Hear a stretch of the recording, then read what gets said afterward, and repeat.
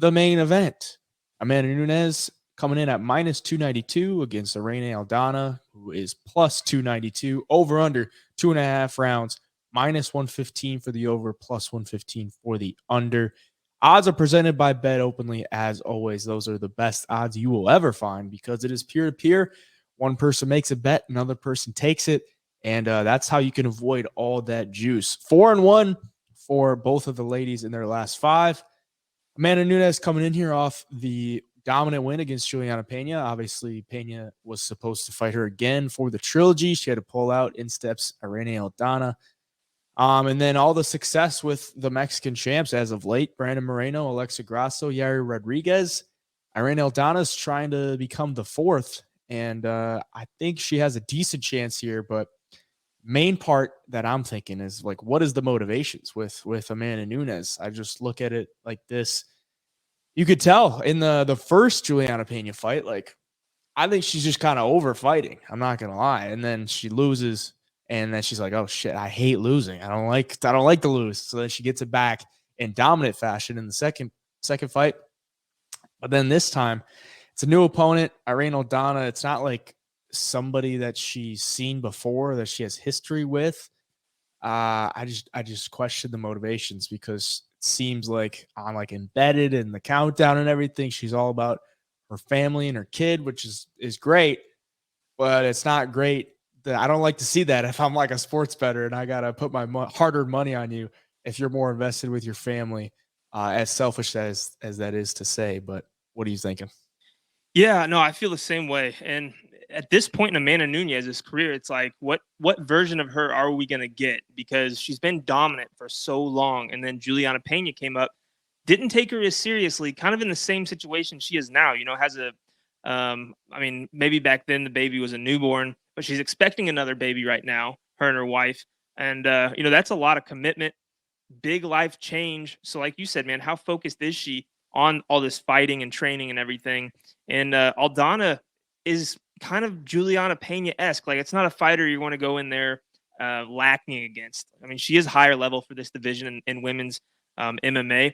And if Amanda Nunes comes out like she did against Pena in the first fight, I think Aldana has a chance to win. But on the other hand, like, a Nunes, she tasted what it felt like to lose in a fight like that against Pena. And I think that's motivation to where she never probably wants to feel like that again.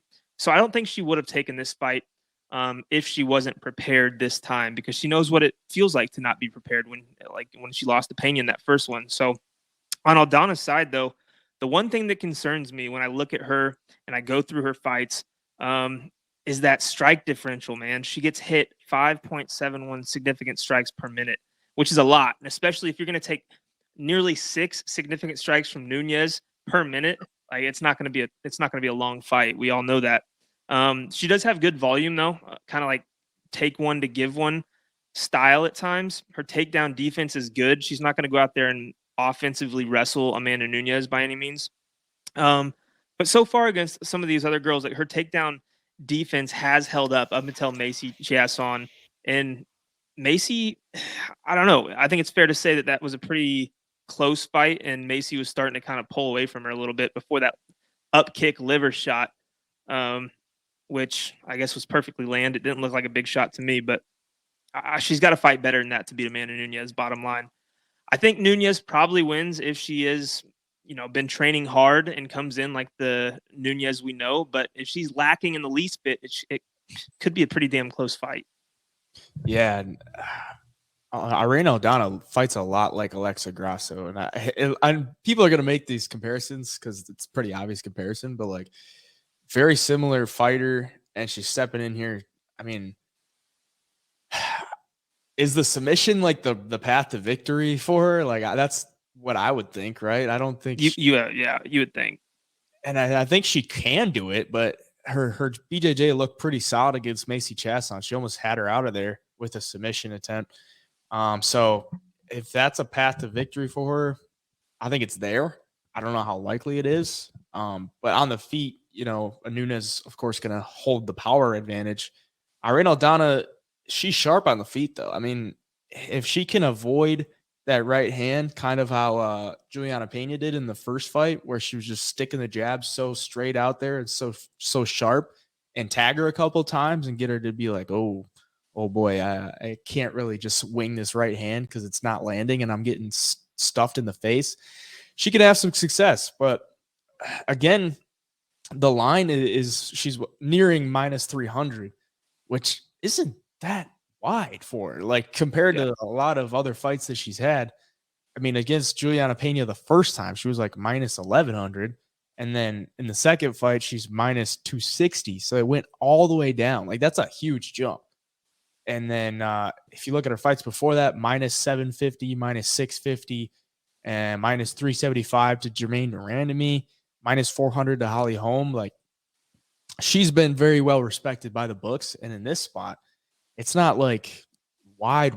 Like it's not like super wide where you're like, okay, this girl has no chance. You look at it and be like, okay, that's probably not the GOAT because that's a minus, 292 is not the worst price tag by any means. So I don't know if there's enough value on there to really take Irene Aldana, at plus 292. It's solid, but it's not like an Alexa Grasso where you're getting like plus 700, 800, where you're like, all right, it's worth the shot on her because she's not, that's just, you can't really bet Valentina at like minus 900, minus 1,000. So Right. in this spot, it's a little bit more playable if you like the Nunes side. And I don't know if there's enough really there to take the Aldana side, if I'm being honest. What do you think? Yeah, no, I think the books have kind of learned their lesson in women's MMA. Like, Grasso being, a massive, massive underdog, Pena being a massive underdog against Nunes in their first fight. So, yeah, no, I was definitely surprised, though, with how close the line was. I was figuring Amanda Nunes minus 500-ish, just because you look at her record and, yeah, she lost to Pena, but everybody else, and she turned around and whooped Pena, but everybody else she's just taken care of. So, pretty interesting. Pretty interesting. I think if you are playing Nunes, like it's got to be in a parlay, something you don't have a lot of stock in, because those are the type of fights you put a bunch of money on a money line at minus 250 and think it's a lock, and then you get robbed. So, yeah, man, for the pick, I'm taking Nunes. I think she does win, but there's some questions there. I mean, it's going to be interesting. Betting wise, people could lose their ass on this fight taking Amanda Nunes, and we've seen it not that long ago. It's just there's a lot of unknowns, man. It's going to be interesting. Yeah, I'm actually looking forward to see how it plays out. Even though it's not like some fight that you can get super excited for, I think it's a decent little chess match. Yeah, could actually turn out to be a really solid fight. For sure.